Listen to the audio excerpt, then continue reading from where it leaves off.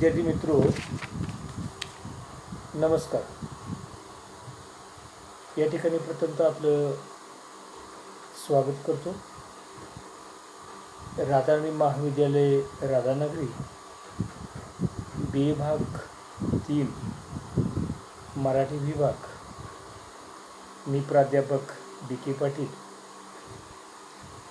विद्यार्थी मित्र हो, आपल्याला 2 सत्रात अभ्यास करावायचा आहे. सत्र 5, सत्र 6 अशा 2 सत्रात आपण अभ्यास करणार आहोत. सत्र 5 साठी माझ्याकडे असणारा पेपर क्रमांक आहे 7 आणि त्याचं जो सिलेबस आहे, अभ्यासक्रम जो आहे, तो अभ्यासक्रम मी आपल्यासमोर मांडत आहे. पेपरचं नाव आहे साहित्य विचार. या पेपरचा आपण जेवढे अभ्यास करणार आहोत, तो अभ्यास करत असताना प्रामुख्यानं त्याची जी उद्दिष्ट आहेत, ती उद्दिष्ट देखील पाहणार आहोत. पहिलं उद्दिष्ट आहे पाश्चात्य, पौर्वात्य, आधुनिक भारतीय साहित्यशास्त्राचे जे स्वरूप आहे, ते स्वरूप समजावून घेणं हे प्रामुख्यानं पहिलं उद्दिष्ट आहे. त्यानंतर ललित व ललितेतर साहित्याचे स्वरूप जे आहे, ते स्वरूप देखील समजावून घेणे. तिसरं आहे साहित्य प्रयोजनांचे आकलन करून घेणे. चौथं उद्दिष्ट आहे साहित्य निर्मिती प्रक्रिया आणि त्याचे स्वरूप, त्याचं आकलन करून घेणं. आणि 5वं उद्दिष्ट आहे भाषेतील अलंकार समजून घेणं. याचा अभ्यासक्रमाचं स्वरूप जे आहे, ते स्वरूप या प्रकारचं आहे. विभाग पहिला आहे. 4 विभागामध्ये आपण याचा विचार करणार आहोत. पहिला विभाग आहे साहित्याचे स्वरूप आणि या साहित्याचे स्वरूप या पहिल्या विभागामध्ये आपण व्याख्या अभ्यासणार आहोत.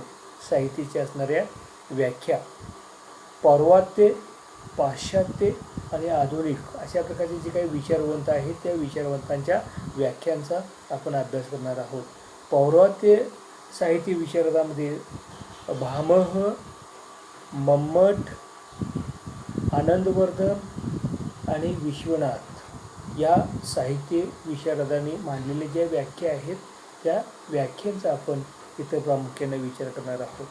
त्यानंतर पाश्चात्य साहित्य विशारद जे आहेत, त्यामध्ये वर्ड्सवर्थ आहे, कोर्टहोप आहे, मॅथ्यू अर्नोल्ड आणि कार्लाइल हे जे पाश्चात्य विचारवंत आहेत, त्या पाश्चात्य विचारवंतांच्या व्याख्यांचा आपण इथे विचार करणार आहोत. त्यानंतर आधुनिक विचारवंत आहेत, त्यामध्ये विनोबा भावे आहेत, वा कुलकर्णी आहेत, गंगाधर गाडगीळ आहेत, वीणा ढवळे आहेत. या विचारवंतांनी ज्या काही साहित्याच्या व्याख्या मांडलेल्या आहेत, त्या व्याख्यांचा विचार करणार आहोत. त्यानंतर याच विभागामध्ये म्हणजे विभाग 1 मध्येच ललित व ललितेतर साहित्य जे आहेत, त्या साहित्याचा विचार करणार आहोत. यामध्ये प्रामुख्याने ललित साहित्यातून व्यक्त होणाऱ्या अनुभवांचे असणारे जे विशेष आहेत, ते विशेष पाहत असताना संवेदनात्मकता, भावनात्मकता, वैचारिकता, सेंद्रियता, सूचकता, विशिष्टता आणि विश्वात्मकता अशा प्रकारचे जे काही ललित साहित्यामधील व्यक्त होणारे जे अनुभवांचे जे विशेष आहेत, त्या विशेषांचा आपण या ठिकाणी विचार करणार आहोत. त्यानंतर विभाग 2 आहे प्रयोजन म्हणजे काय. विभाग 2 विद्यार्थी मित्र हो, विभाग जो 2 आहे, त्यामध्ये आपण याचा विचार करणार आहोत की प्रयोजन म्हणजे काय. प्रयोजन आणि परिणाम यातील फरक जो आहे, तो फरक देखील या अनुषंगाने आपण इथं त्याचा विचार करणार आहोत. त्यानंतर साहित्याची प्रयोजने, साधारणतः एक 9 प्रयोजनांचा विचार जो आहे, तो विचार आपण या ठिकाणी करणार आहोत. त्यामध्ये पहिलं प्रयोजन आहे यश किंवा कीर्ती. 2 व्यवहार ज्ञान. 3 आनंद. 4थं प्रयोजन आहे उद्बोधन. 5वं प्रयोजन आहे आत्माविष्कार. 6 जिज्ञासापूर्ती. 7 जीवनानुभूती, 8 इच्छापूर्ती अथवा स्वप्नरंजन आणि 9वं प्रयोजन आहे पलायनवाद. घटक 3 साहित्य निर्मितीची कारणे. घटक जो 3 आपण अभ्यासणार आहोत या घटक 3 मध्ये साहित्य निर्मितीची जी कारणं आहेत ती कारणं आपण पाहणार आहोत. साहित्य निर्मितीचे स्वरूप, साहित्य निर्मितीची कारणे आणि साहित्य निर्मितीची कारणे पाहत असताना यामध्ये साहित्य निर्मिती निर्माण होण्यासाठी काय कारणं आहेत या अनुषंगाने आपण याचा विचार करणार आहोत. त्यामध्ये प्रतिभा हे एकमेव अशा प्रकारचं पहिलं कारण आहे. मग त्या प्रतिभेमध्ये स्वरूप, त्याची वैशिष्ट्ये, प्रतिभा व्यापार, प्रतिभेचे अलौकिकत्व, अपूर्व निर्मितीक्षम प्रतिभा, प्रतिभा ही वेडाची बहीण, या अशा मुद्द्यांचा विचार आपण या ठिकाणी करणार आहोत. त्यानंतर दुसरा मुद्दा आहे बहुश्रुतता, 3 अभ्यास, 4 भावनात्मकता, 5 संवेदनशीलता, 6 उत्प्रेक्षा, 7 चमत्कृती, 8 स्वास्थ्य म्हणजे शारीरिक मानसिक अशा प्रकारचे जे स्वास्थ्य आहे त्या स्वास्थ्याचा देखील या ठिकाणी विचार करणार आहोत. 9 साहित्यिकाचा जीवनविषयक अशा प्रकारचा जो दृष्टिकोन आहे त्या दृष्टिकोनाचा या ठिकाणी विचार करणार आहोत. त्यानंतर घटक 4 आहे अलंकार. साधारणतः 6 अलंकार आपण या ठिकाणी अभ्यासणार आहोत. त्यामध्ये पहिला अलंकार आहे अतिशयोक्ती, त्यानंतर स्वभावोक्ती, दृष्टांत, उपमा, अनुप्रास, रूपक अशा प्रकारचे 6 अलंकार जे आहेत ते अलंकार या ठिकाणी अभ्यासणार आहोत. त्यानंतर त्या अलंकारांच्या असणाऱ्या व्याख्या, स्वरूप आणि या ठिकाणी विद्यार्थी मित्र हो उदाहरणे जी आहेत ती उदाहरणे अपेक्षित आहेत आणि या प्रश्नपत्रिकेचे स्वरूप आणि गुण विभागणी अशा प्रकारचे आहे. साधारणतः एक 4 प्रश्न असणार आहे 40 गुणांच्यासाठी. 40 गुण जे आहेत ते 40 गुणांसाठी हा आपल्याला सिलेबस आहे. प्रश्न 1 आहे योग्य पर्याय निवडा आणि योग्य पर्याय निवडा हा जो पहिला प्रश्न आहे त्यासाठी 5 गुण आहेत.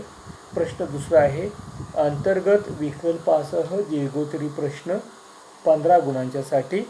प्रश्न तिसरा आहे अंतर्गत विकल्पासह लघुत्तरी प्रश्न 3 पैकी 2 आपल्याला लिहायचे आहेत आणि 10 गुणांच्यासाठी हा आहे. आणि प्रश्न 4 आहे अलंकार 4 पैकी 2 आपल्याला सोडवायचे आहेत आणि 10 गुणांच्यासाठी हा प्रश्न आहे. एक विशेष अशा प्रकारची सूचना आहे की विभाग 4 वर वस्तुनिष्ठ प्रश्न असणार नाहीत. अंतर्गत मूल्यमापनाकरता सेमिनारसाठी 10 गुण आहेत. म्हणजे लेखी आपण 40 मार्काचा पेपर लिहिणार आहोत विद्यार्थी मित्र हो आणि 10 गुणासाठी आपल्याला सेमिनारसाठी अशा प्रकारचे गुण आहेत. आणि सेमिनारचे विषय जे आहेत विविध साहित्य प्रवाहातील कोणत्याही एका साहित्यकृतीचं किंवा अनुवादित साहित्यकृतीचं परीक्षण करून त्याचं सादरीकरण जे आहे ते सादरीकरण तुम्ही ज्यावेळी करणार त्यावेळी तुम्हाला 10 गुण हे या पेपरला तुम्हाला दिले जाणार आहेत. त्यानंतर माझ्याकडे असणारा जो दुसरा पेपर आहे पेपर क्रमांक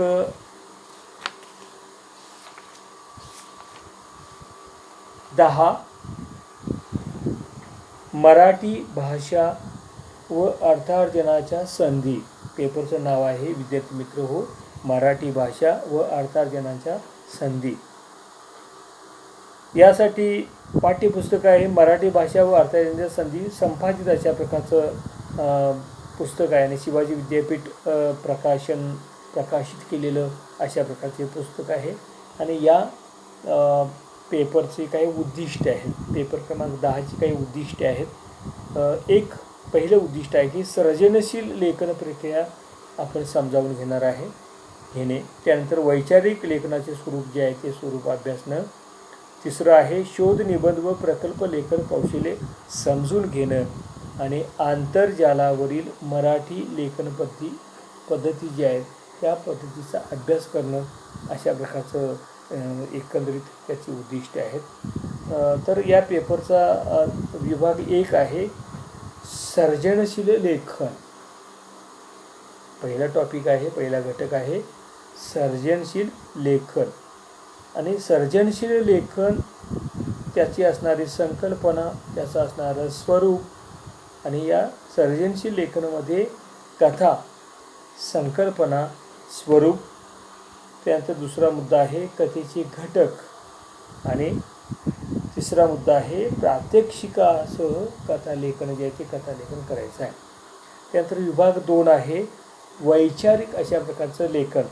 आणि वैचारिक लेखनामध्ये वैचारिक लेखन, संकल्पना, स्वरूप, वैचारिक लेखनाची पद्धत, वैचारिक लेखनाचे असणारे प्रकार आणि प्रात्यक्षिकासह वैचारिक अशा प्रकारचं जे लेखन आहे त्याचा देखील इथं विचार करणार आहे. विभाग 3 आहे शोध, निबंध व प्रकल्प लेखन. ह्याचा एक स्थूल परिचय जो आहे तो स्थूल परिचय मी आपल्यासमोर ठेवतो आहे.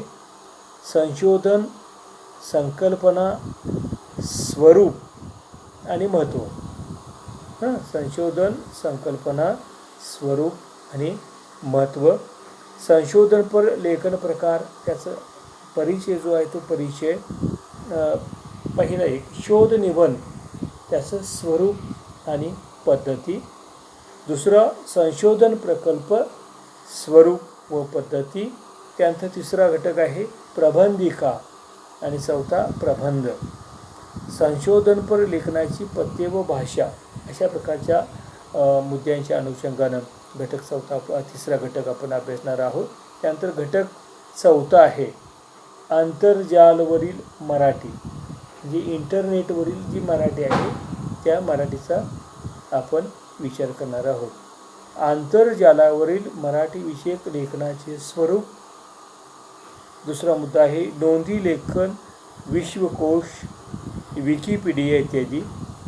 तिसरा मुद्दा आहे आंतरजालावरील मराठी संकेतस्थळांचा परिचय आहे.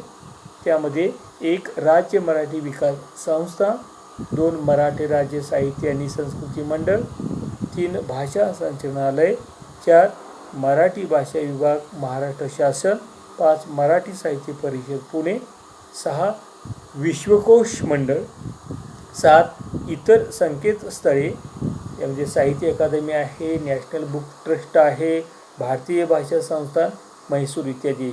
आणि प्रात्यक्षिकासह आंतरजालावर मराठी विषयक लेखन जे आहे त्या लेखनाचा देखील आपण या ठिकाणी विचार करणार आहोत. या पेपरचं प्रश्नपत्रिकेचं स्वरूप अशा प्रकारचं आहे. प्रश्न 1 योग्य पर्याय निवडा, 5 गुणांच्यासाठी आहे. प्रश्न 2 अंतर्गत विकल्पासह दीर्घदुरी प्रश्न 15 गुणांच्यासाठी आहे. प्रश्न 3 अंतर्गत विकल्पासह लघुतील प्रश्न जे 3 पैकी 2 आपल्याला लिहायचे आहेत आणि 10 गुणांच्यासाठी हा प्रश्न आहे. आणि प्रश्न 4 टिपा लिहा. 4 टिपा विचारल्या जाणार आहेत, 2 टिपा आपल्याला लिहायच्या आहेत आणि त्याला 10 गुण आहेत. आता इथं एक विशेष सूचना आहे. प्रश्न क्रमांक 4 मध्ये 4 पैकी 2 प्रश्न उपयोजनावर आधारित असतील आणि 2 अंतर्गत मूल्यमापनाकरिता सेमिनारसाठी 10 गुण जे आहेत ते 10 गुण आहेत. आणि सेमिनारचा विषय आहे भाषा, साहित्य, संस्कृती व माध्यम विषय कोणत्याही एका विषयावर शोध निबंध जो आहे तर त्या शोध निबंधाचं आपल्याला सादरीकरण करायचं आहे. आणि पेपर क्रमांक 11 पेपरचं नाव आहे वाङ्मय प्रवाहाचे अध्ययन. आणि हे वाङ्मय प्रवाह जे आहेत अर्थात मध्ययुगीन अशा प्रकारचं वाङ्मय प्रवाह आहे. आणि त्यासाठी पाठ्यपुस्तक आहे दृष्टांत पाठ. निवडक अशा प्रकारचे जे दृष्टांत आहे ते दृष्टांत संपादित अशा प्रकारचे पुस्तक आहे. आणि शिवाजी विद्यापीठ प्रकाशन यांनी प्रकाशित केलेलं अशा प्रकारचे पुस्तक आहे. आता याही पेपरची काही उद्दिष्ट आहे.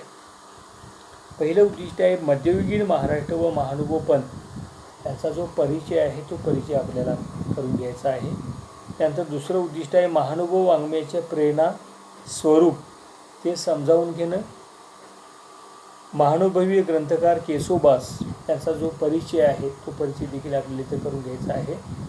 चौथं उद्दिष्ट आहे दृष्टांत पाठातील आशय स्वरूप आणि अभिव्यक्ती असं विशेष आहेत ते विशेष अभ्यासनं. आणि पाचवं उद्दिष्ट आहे दृष्टांत पाठातील भाषिक वैभवाचा परिचय करून घेणं. घटक 1 विभाग 1 त्यामध्ये घटक टॉपिक 1 आहे मध्ययुगीन महाराष्ट्र आणि महानुभवीय गद्याच्या लेख प्रेरणा आणि त्याचं स्वरूप. त्यानंतर दुसरं त्यातला घटक आहे महानुभाव गद्य ग्रंथकार केशोबास यांचा जो परिचय आहे तो परिचय देखील आपण या ठिकाणी करून घेणार आहोत. आणि दृष्टांत पाठाचे जे स्वरूप आहे ते स्वरूप देखील पहिल्या विभागामध्ये याचा सगळा समावेश आहे. विभाग 2 आहे दृष्टांत पाठातील आशय सूत्रे. त्यामध्ये सामाजिकता, सांस्कृतिकता, प्रादेशिकता, पंथीय निष्ठा, तत्त्वज्ञान आणि मूल्यविचार या मुद्द्यांच्या अनुषंगाने आपण दुसरा विभाग पाहणार आहोत. विभाग 3 आहे दृष्टांत पाठातील अभिव्यक्ती विशेष जे आहेत ते अभिव्यक्ती विशेष या ठिकाणी आपण पाहणार आहोत. त्यामध्ये निवेदन, कथनशैली, व्यक्तिचित्रणे, घटना, प्रसंग वर्णने, प्रतिमा व प्रतीके आणि त्याचे असणारे रचना विशेष या गोष्टींच्या अनुषंगानं आपण सगळा इथं विचार घटक भाग 3मध्ये पाहणार आहोत. आणि विभाग 4 आहे दृष्टांत पाठातील भाषा वैभव. त्यामध्ये शब्दसौष्ठव आहे, अल्पाक्षरत्व आहे आणि सुलभ रचनाविषयी जे आहेत त्या रचनांचा विचार आपण करणार आहोत. आणि याही पेपरचं प्रश्नपत्रिकेचं स्वरूप आणि गुणविभागणी जी आहे ती गुणविभागणी या प्रकारची आहे. प्रश्न 1 आहे योग्य पर्याय निवडा 5 गुणांच्यासाठी आहे. प्रश्न 2 आहे अंतर्गत विकल्पासह दीर्घोत्तरी प्रश्न 15 गुणांच्यासाठी आहे.